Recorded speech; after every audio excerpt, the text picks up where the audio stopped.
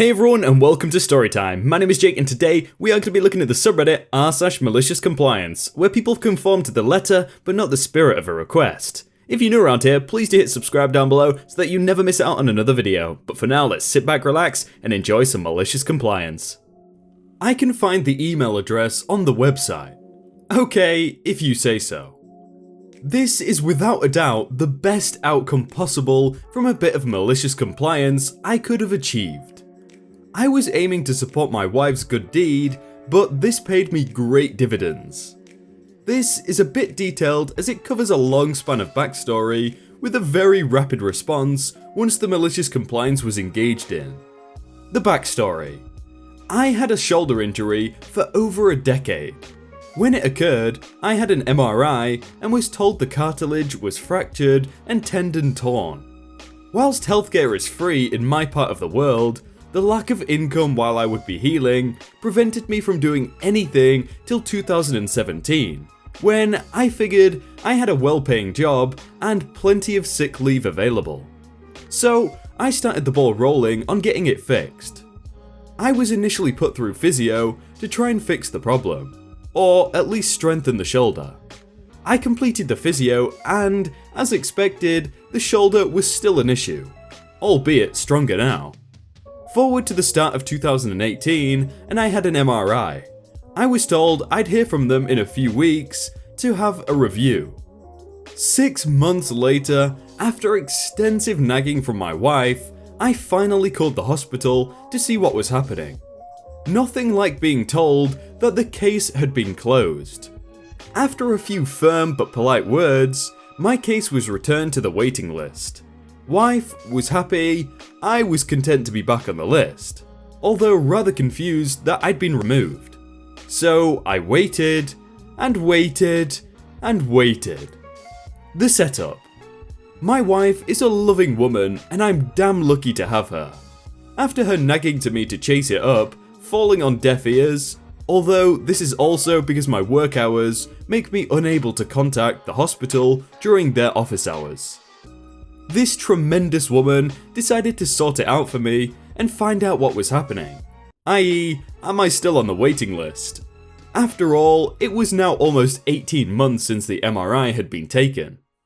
My wife contacted the hospital and after being transferred a few times, was connected to the right department. Unfortunately, she got stuck with an absolute Karen. The first response from Karen, after hearing from my wife, was to tell her that she's not authorized to discuss the case with her. I've made it very clear in the past that my wife is authorized to act on my behalf. I could only assume later that this may have been due to the reactivation of my status via phone. My wife tried convincing her that she didn't require any details. All she wanted was for Karen to confirm I was still on the waiting list. Karen, however, wouldn't give up so easily and continued to block my wife's request. Could Karen call me to inform me of my status? No, blocked. Could Karen email me? Blocked. As you could imagine, my wife was getting a little frustrated by now. Finally, Karen did something useful. Since she wasn't going to contact me, I could contact her. My wife reminded her that calling during office hours wasn't possible. Karen countered, stating that okay, he can email us. Thanks Karen, what's the email address? There isn't any on our paperwork. That's okay, it's on the website. I have a paper and pen, could you tell me the email address? It's on the website, you'll find it there. Whereabouts on the website? You'll find it on the website. I understand you're telling me it's on the website. What I'm asking is where on the website is it? What should I be looking for? I told you it's on the website. At this point, my wife was frustrated and tired from trying to jump through Karen's hoops. She thanked Karen for her time and finished the call. Frustrated, my wife contacted the local member of parliament for advice on how to resolve the situation. During my evening drive, I was listening to my frustrated, annoyed wife. She regaled me with the pointless call to the hospital, then her markedly better call with the local MP, member of parliament. I felt anger and annoyance. My wife had tried doing something lovely and had copped poor treatment from the hospital. My wife told me when I got home I was going to write an email to the Minister of Health, as that was the MP's recommendation. After a moment's thought, I told my wife no. The malicious compliance. I arrived home and told my wife that I was thankful for her time and effort, but it was alright. I would take care of the situation now, and I'm sorry that she'd had such a hard time that day. I opened my laptop and downloaded a program. This program is designed for marketing. It will scour through a website and pull any contact details, email address, name, title, contact numbers, etc., and compile them for people to cold call employees of a company.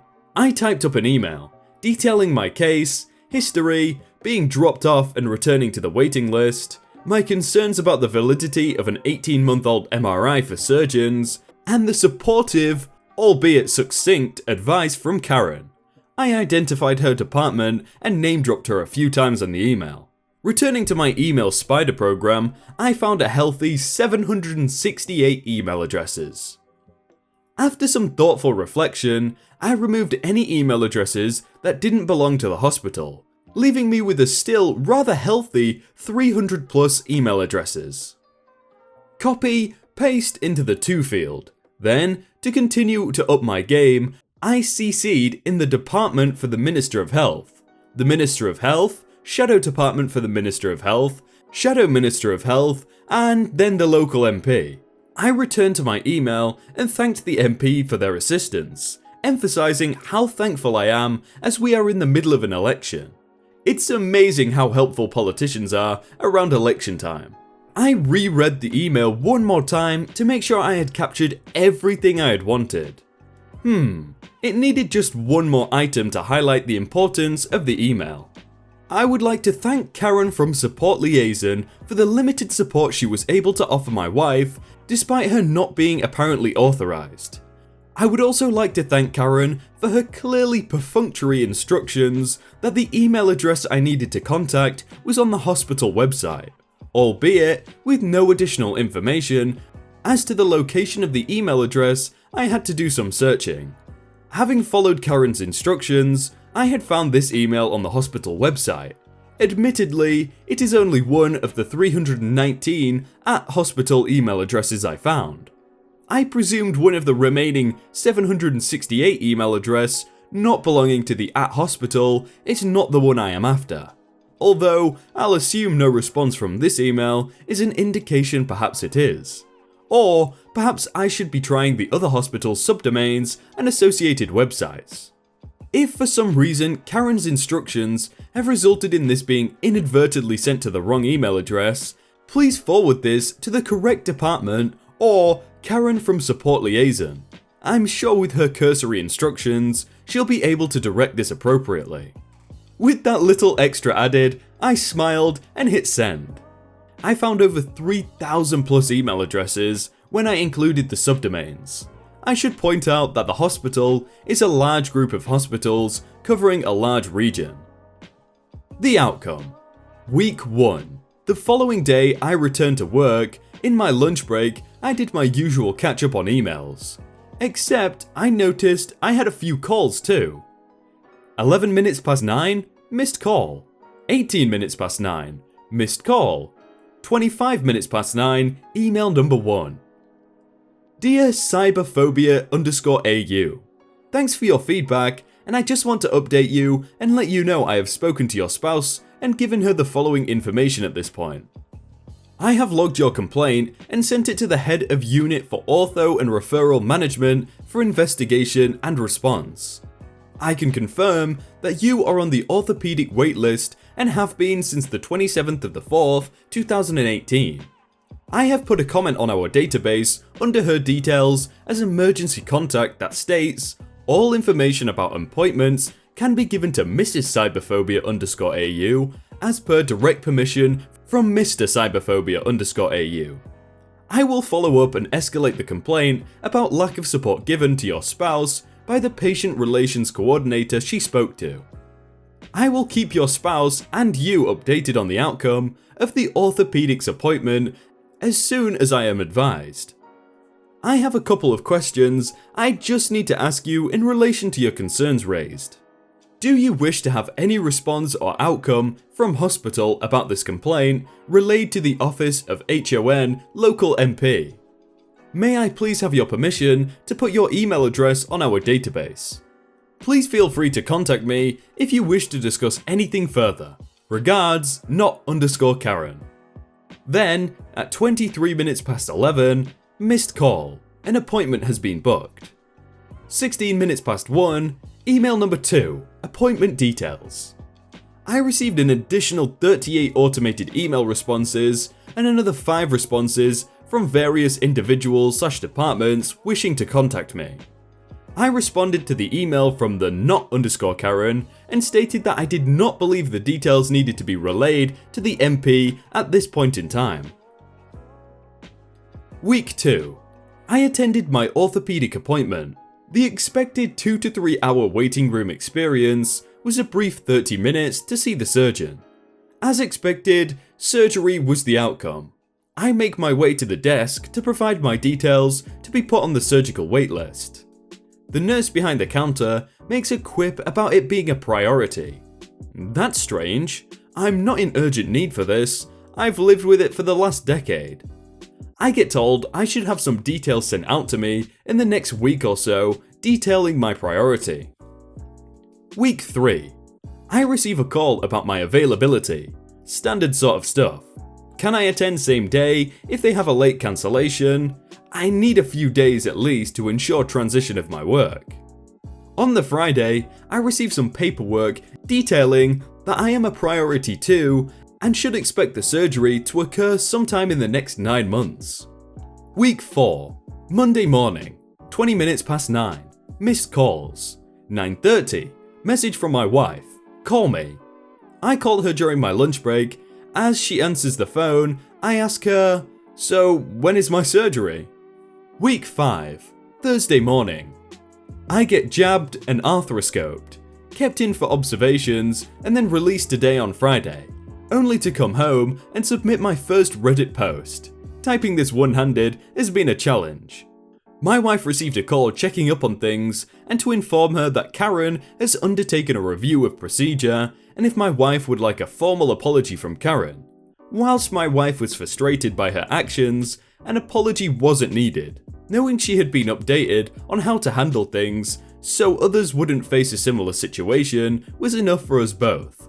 Not to mention my exceedingly short turnaround for surgery. I really hope Karen has learned a valuable lesson in customer service there, but we'll never know because she is a Karen, so she might just brush it off her shoulder. We don't have the right screws or nails for the work we are doing, but you still want us to keep working? Sure, boss. This was about 7 years ago when I first started working as a carpenter in a fairly large city doing commercial work. This was maybe my second job, so I didn't really know what I was doing, but I was trying my best. We were doing all types of random stuff: drywall, framing, doors, trim work, crown molding, and it was a lot all at once, but I was trying. My boss at the time would constantly be a douchebag to me every chance he got to show me up.